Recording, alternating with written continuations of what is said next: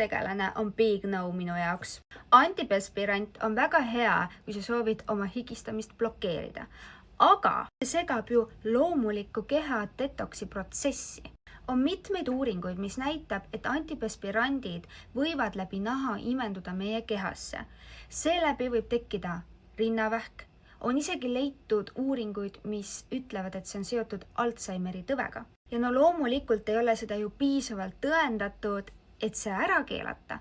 Kui teadus areneb kogu aeg, riskide vähendamiseks valivad väga paljud inimesed juba täna alumiiniumivaba toote. Selleks võib olla näiteks The Natural Deodorant, mis on minu üks lemmikumaid, Ciao Eesti enda oma, need on täiesti looduslikud, põhinevad soodavõil, kookosvõil, siin on ka eeterlikke õlisid, kui tahad lõhnadega.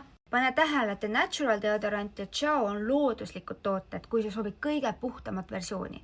On olemas ka deodorante, mis on väga hea inkiskooriga, aga vaadates neid aineid seal sees on need näiteks sünteetilised. Näiteks antud toote inkiskoori, siis see on ju ainult 2. Seal on veel muidki halbu aineid sees, mida mina oma nahale ei paneks. Kõik, kes väidavad, et 72 tunniga on võimalik sul olla higivaba, siis no see on väga agressiivsete koosisainetega vabadus. Lõpetuseks anna mulle teada, kas sina oled tiim antiperspirant või oled sa tiim looduslik deodorant.